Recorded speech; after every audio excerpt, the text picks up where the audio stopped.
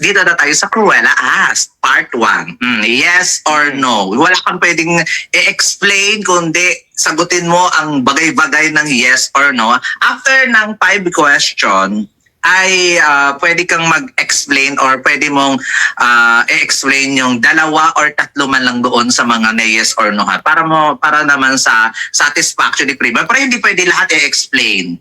Yes or no lang yung ang bonggang-bongga. First, oh my gosh, charot lang. First question ko sa Primo. Ihanda mo din yung sarili mo ha. Ayokong magugulat ka sa mga tanong ko. Dapat aware ka na Cruella tong tanungan. So, first question. Yung gown ba na sinuot ni Atisa sa finals ng Miss Universe, yun ba ang pinakamagandang gown na naisuot niya sa kanyang pageant journey? Yes or no? No. Yeah. Then, next. Nagandahan ka ba talaga sa evening gown ni Emma Ticlao sa preliminary competition sa Miss Grand International 2025? No. Oh, it's no din. Kasi ang daming nagsabi, ang ganda, ang bongga, mga ganun-ganun sila. Sabi ko, in your dreams. Bulag ba kayo? Para sa akin Next. lang yan ha, hindi yung opinion. Para lang to kay Primo at para lang to sa amin at hindi naman in general yung sagot namin. Kumbaga para kay Primo. Next, tanggap mo na ba at masaya ka na ba na ang ating bagong Miss Universe ay si Fatima Bush? Hindi. No. mamaya. Tapos, next, pabor ka ba na ang bagong may-ari ng Miss Universe organization ay Pinoy? Yes or no? No. Wow, grabe, wala siyang yes. Ang perfect. Nakakaloka. No. Eto, ang ikalimang tanong, naniniwala ka ba na ang kasali sa Miss Grand International All-Star kung matuloy man dahil nag-postpone pero ngayon sa May na ay mga desperada at mga ambisyosa? No. No. So ano dyan sa mga tanong ko ang pwede mong i-explain? Bakit no lahat yung mga sinagot mo? Gosh. Siguro yung Pinoy, no? Kung Okay, kung Pinoy yung may-ari, why? sabi ko Why no? Kasi as much as possible, mas prefer ko ang American. Kasi very neutral ang American owners. Yeah. And since na talagang American brand talagang Miss Universe, dapat mag-continue yon na dito sa US pa rin. You know, although hindi ko naman sinasabing wala namang lutuan, meron pa rin naman. Hindi Parang Olivia Culpo. Normal sa pageantry. Yeah, Olivia Culpo, luto yon. Dapat si Janine. Yeah. Joke lang. Ay, gusto mo si Olivia. Diba? Pero yeah, siguro yun, bias ako kasi nakita ko naman na pag US ang may-ari, talagang mas hook yung ibang countries na syempre alam mo naman yung mga tao. At yung mga Pinoy, iba yung tingin pag pag yung may-ari ay hindi Pinoy. Mahilig sa mga imported ang mga Pinoy. So, parang awa na ninyo. Yeah, siguro kung let's say may-ari nga Filipino, baka parang what do you call this? Siguro for me, baka yun nga, yung like Miss Earth, hindi masyadong sinusupport, di ba? Kasi hindi marunong yung mga Pinoy magsuporta sa sariling atin. Yeah. Even though na maganda naman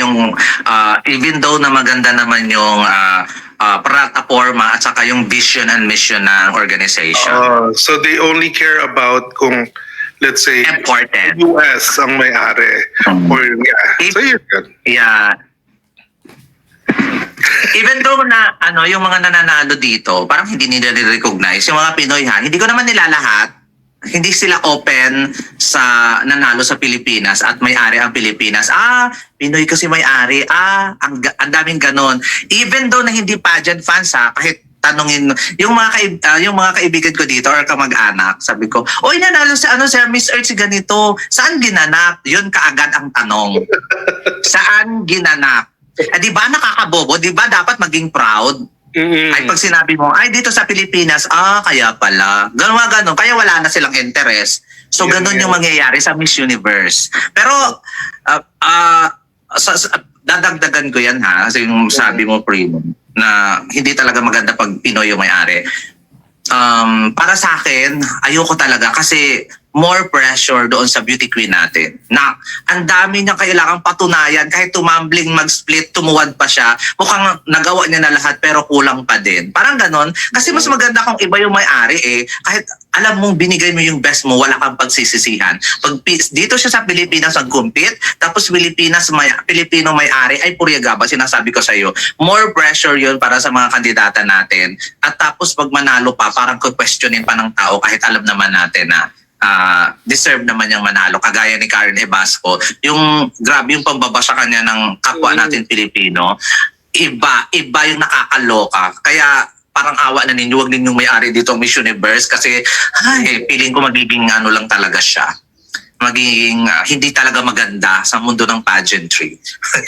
Pero yung balita ko daw is Dubai ang bibili or something. Chismis lang yun. Kahit ano pa yan, Primo, kahit sa Antarctica pa, basta wag lang si Philippines. I agree. Wala akong pake, di ba? Wag lang talaga Pilipino. Hay nako, nawawalan ako ng gana pag ganon. Wag lang Pilipino kasi kawawa talaga yung kandidata natin. Magiging kawawa talaga. So ano pa sa mga natanong ko yung dapat mong i-explain about MGI All-Star? Naniniwala ka ba na sila ay mga desperada at mga ambisyosa? No. Siguro it's not about yung desperada sila. I think it's yung gusto nila, yung addicted na sila sa sa pageantry. Parang ako nung time na sumasali ako, kahit siguro punta ako sa pinakaliblib ng California para lang sumali sa singing contest. Although nanalo na ako ng ganito sa State Fair, nanalo na ako sa isang bar, gusto ko pa rin sumali kasi parang I think gusto kong i-prove sa sarili ko, para sa sarili ko na kaya ko pa rin. And I think it's the same way sa mga pageant queens na although nanalo na sila, I guess it's more for fun. 'Di ba? For fun sa kanila. Talaga, I mean, kahit siguro what do you call this? They have nothing to lose, 'yun. So mag-join sila and it doesn't mean naman kung hindi sila manalo disqualified na sila sa kanilang corona. Like yung Miss Vietnam, di ba? Kung hindi siya nanalo, yes, it's always gonna be Miss International Queen. Alam mo? Yeah. So I guess number one factor is gusto lang talaga nila. They just want to have fun. And there's nothing wrong, di ba? Kung kaya naman nila, may pera naman sila, may oras. May panggastos naman sila. Yeah. May makinarya naman sila, pwede. Oo. Basta hindi kinukuha sa gobyerno ang pera. At wag na wag silang magpunta doon sa social media para humingi ng gastos nila. Charot. Kilala ka ba gano'n? May ganon. Pero naiintindihan ko naman. Pangarap nila, humihingi sila ng tulong. May ganon beauty queen, to be fair dito sa local pageant, may mga ganon humingi ng tulong sa mga designer, humingi ng tulong sa mga hairstylist, di ba ganon. Pero ayaw sumunod ng gusto ng mga mga ganon. So, kung sa bagay, tama ka naman dyan, Primo. So, tuloy ka na ba sa Miss Grand All-Star kahit na-postpone at May na daw ngayon? Hindi na, di ba? Sayang, no? Sayang kasi Talagang cancel. na-cancel hindi ako kumuha ng insurance. So, hindi partly nabalik naman pero hindi lahat-lahat yung refund. Sayang, no? Sayang, yes. Ikaw kasi nagpala-desisyon ka agad ng sabi ko parang hindi talaga matutuloy kasi knowing na what, parang si Sir Arnold Bigabrea, walang isang salita. Sarot lang. Kasi napapansin ko yon, ang bilis nilang mag-schedule tapos biglang iuurong. kung may problema na ng bonggang-bongga. So, sabi ko si Primo, ang bilis naman ng pangyayari. Di ba? Hindi, actually kasi yun ang reason. Parang in a way, yun yung excuse ko para bumalik sa Bangkok, sa Thailand. Kasi na-in-love ako sa ang ganda Yeah. ng Thailand. Alam mo, yan. Deserve naman ng Thailand, balik-balikan. Yeah, and wala naman akong interest manood ng Miss Grand sa India. Diba?